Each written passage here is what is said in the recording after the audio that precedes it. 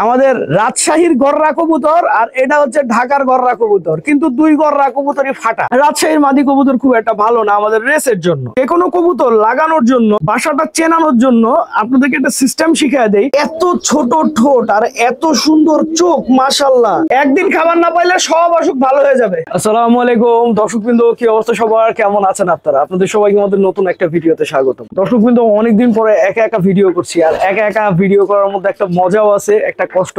মজা হচ্ছে যে নিজে যেটা দেখাতে চাই ওটাই দেখাতে পারি, আর কষ্ট হচ্ছে ভাই ক্যামেরাটা একা একা হাতে ধরে কাজ করা খুব কঠিন। ভিডিও শুরুতেই আগে আমার কিছু অবাধ্য কবুতর দেখাই। এরা হচ্ছে আমার অবাধ্য কবুতর, যারা রিসেন্টলি আমি পাল্লা বন্ধ করার পরে এদেরকে সকালবেলা ছাড়লে এরা এদের ইচ্ছা মতো নিচে নামে। একদিন কবুতর খাবার খাইলে পরের দিন কবুতর খাবার পায় না। কেন পায় না? কারণ আমি একদিন নর কবুতর ছাড়তেছি, একদিন মাদি কবুতর ছাড়তেছি। তো যেমন এগুলা মাদি কবুতর, এগুলা ছাড়ছি, নিচে নামে নাই। তো এগুলা আজকে আর খাবার পাবে না, কারণ আমার যেসব কবুতরের খাবার খাওয়ানোর কথা ছিল, এগুলা যেই সব ধাপড়ির কবুতর, ওই সব ধাপড়িতে কিন্তু আমি কবুতরকে খাবার খাওয়াই ফেলছি। তো যেহেতু খাবার খাওয়াই ফেলছি, আমি এদেরকে আর দ্বিতীয়বার খাবার দিব না। আর যদি কোনোভাবে এদেরকে খাবার দেই, তাহলে এদের অভ্যাস অনেক খারাপ হয়ে যাবে। আর এইদিকে আমাদের রাজশাহীর কবুতর গুলাকে আমি ছেড়ে দিছি বাইরে ঘোরার জন্য, গেট খুলে দিছি। এখন ওরা আস্তে আস্তে বাইরে আসবে, একটু ডাকাডাকি করবে। যে কোনো কবুতর লাগানোর জন্য, বাসাটা চেনানোর জন্য আপনাদেরকে একটা সিস্টেম শিখিয়ে দেই। এই জিনিসটা যদি ফলো করেন, যে কোনো কবুতরকে খুব সহজে বাসা চিনায় ফেলতে পারবেন। এইখানে আছে, আমি কিন্তু রাজশাহী থেকে যে যতগুলা কবুতর নিয়ে আসছি, এই মুজাওয়ালা কবুতর, বাচ্চা কবুতর গুলা বাদে সবগুলা নর কবুতর। আমি সবসময় রাজশাহী থেকে নর কবুতরই নিয়ে আসি, মাদি কবুতর নিয়ে আসি না। প্রথম কথা হচ্ছে, রাজশাহী থেকে আমি যে কয়টা কবুতর কিনছি, মাদি কবুতর গুলো আসলে আমি খুব একটা ভালো পাই নাই। এখন এমনও হইতে পারে যে আমার জ্ঞান নাই, তাই আমি ভালো কবুতর বের করতে পারি নাই, নয়তোবা রাজশাহীর মাদি কবুতর খুব একটা ভালো না আমাদের রেসের জন্য। তো যাই হোক, সবসময় আমি নর কবুতর নিয়ে আসার পিছনে কারণ হচ্ছে, নর কবুতরকে খুব সহজে আমি বাসা চিনায় ফেলি। যেমন আপনাদেরকে একটা সিম্পল ডেমো দেই।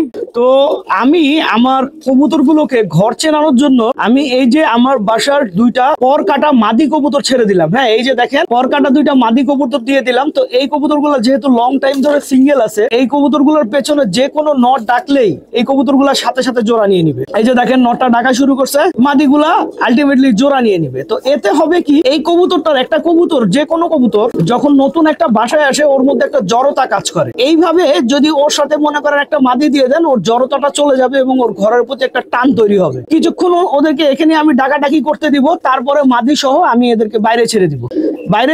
বাইরে ঘোরাঘুরি করবে, মাদিগুলো হাঁটাহাঁটি করবে, ওদের অটোমেটিক ঘরের প্রতি একটা ভালোবাসা আসলে হয়ে যাবে। এই কবুতরটার দিকে ফলো করতেছি। আমার এই কবুতরটা খুবই বেশি মন খারাপ করে বসে আছে। এই যে গররা কবুতর, রাজশাহীর কবুতর সাধারণত রাজশাহী থেকে যখন ঢাকায় নিয়ে আসা হয়, ওদের মধ্যে একটা অন্যরকম প্রভাব পড়ে, অন্যরকম একটা মানসিক চাপ পড়ে। তো এই চাপটা এই কবুতরটার মধ্যে পড়ছে। তা আমরা এখন এই কবুতরটাকে করব কি, ডিরেক্ট আমাদের একটা মাদি কবুতরের ধাপড়িতে পাঠিয়ে দিব। চলেন ওকে পাঠিয়ে দিই। এই যে এটা হচ্ছে আমার একটা মাদি কবুতরের ধাপড়ি। এই মাদি কবুতরের ধাপড়ির মধ্যে এই নটটাকে দিয়ে দিলাম। এই নটটা অবশ্যই একটা না একটা মাদির সাথে জোড়া নিবে এবং ওর মনের সাথে ফুর্তি আইসা পড়বে। আমাদের রাজশাহীর গররা কবুতর আর এটা হচ্ছে ঢাকার গররা কবুতর, কিন্তু দুই গররা কবুতরই ফাটা। তো যাই হোক, ওর মন আস্তে আস্তে ভালো করতে থাকুক, আমি একটু অন্যদিকে যাই। আমার বাসায় অনেকগুলো সিলভার কবুতর আছে, কিন্তু সব সিলভার কবুতরের মধ্যে আমার সবচাইতে ভালো লাগে হচ্ছে আমার এই সিলভার কবুতরটা। এই সিলভার কবুতরটা ঠোঁটটা দেখছেন আপনারা, এত ছোট ঠোঁট আর এত সুন্দর চোখ, মাশাআল্লাহ। আপনারা তো জানেন আমার আসলে কবুতরের লাল চোখ ভালো লাগে, এবং যেই সব কবুতরের এরকম একটা লাল লাল চোখের ভাব থাকে না, এই জিনিসটা আমার খুবই পছন্দ। আর সেই কবুতর যদি হয় এরকম ছোট ঠোঁটের এবং এত সুন্দর পুতুলের মতো চুইঠাল, তাহলে কার ভালো লাগবে না বলেন?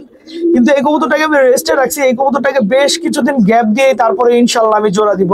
আরেক জোড়া চুইঠাল আমার কাছে আছে, ওই জোড়া চুইঠালের আবার বাচ্চা ফুটছে, কিন্তু ওই জোড়া চুইঠালের আবার মাথায় ঝুঁটি আসে নাই। আর এইদিকে আমাদের সবজি কবুতরটা মোল্টিং করতে করতে ওর অবস্থা খারাপ, ওর পুরনো পশম পড়ে গেছে। এই যে দেখেন, মুখের পশমও পড়া শুরু হয়েছে, মুখের পশম পড়তেছে।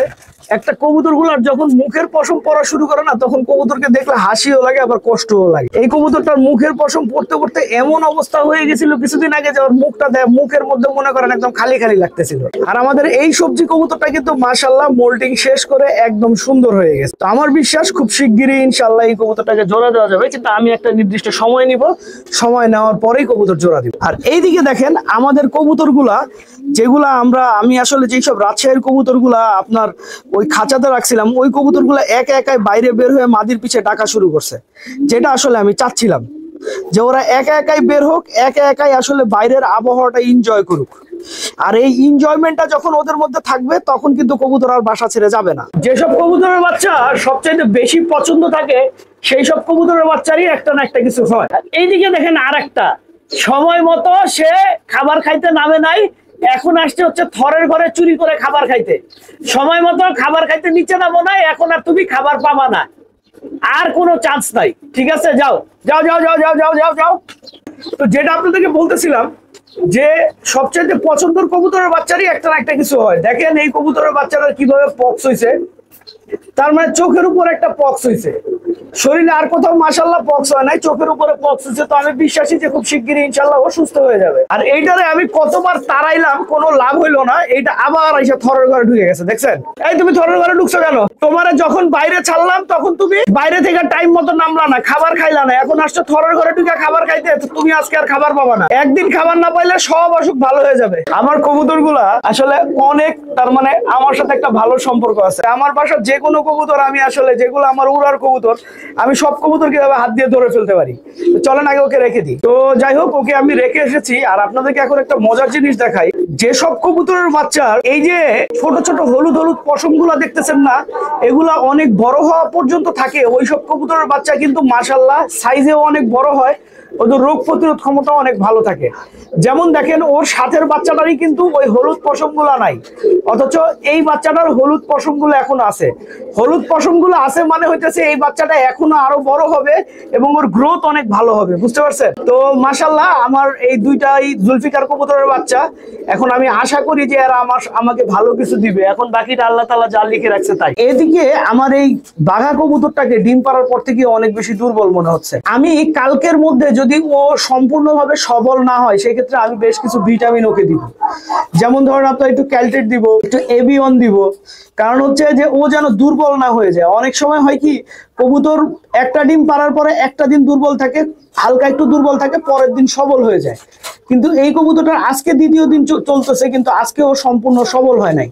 আর এই পেয়ারের বাচ্চাগুলো মাশাআল্লাহ আমার খুব পছন্দ হয়েছে, ছোট ছোট মাথা, একদম ছোট ছোট কবুতর। আর এই আসলে আমি যে জোড়া দিছি, এই মাদি কবুতরটাও ছোট, আর এটার সাথে যে নর কবুতরটা জোড়া দেওয়া, নর কবুতরটাও ছোট, সুতরাং বাচ্চা তো ছোট হবে, এটাই স্বাভাবিক। আর এইদিকে আমাদের ঘুঘু পাখিটাকে আমার একটু অসুস্থ মনে হচ্ছে। এই ঘুঘু পাখিগুলা ডিম পারছে অনেক দিন হয়, সে ডিমে শেক দিতেই আছে। ডিম কিন্তু নষ্ট হয়ে গেছে, এই ডিম থেকে বাচ্চা ফুটবে না। কেন যে এত আনন্দ, এতদিন ধরে সে ডিমে শেক দিতেছে। তো যাই হোক, বাচ্চা ফুটলে ফুটবে, না ফুটলে নাই, আমার কি করার বলেন। আমি চেষ্টা করলাম যে বাচ্চা ফুটানোর, কিন্তু বাচ্চা পেলাম না, আমার কি করার আছে। তো দর্শকবৃন্দ, সবাই ভালো থাকবেন, 5 ওয়াক্ত নামাজ পড়বেন, এই প্রত্যাশায় আমি ভিডিওটা শেষ করছি। আল্লাহ সবাইকে ভালো রাখুক, 5 ওয়াক্ত নামাজ পড়ার তৌফিক দান করুক। আসসালামু আলাইকুম।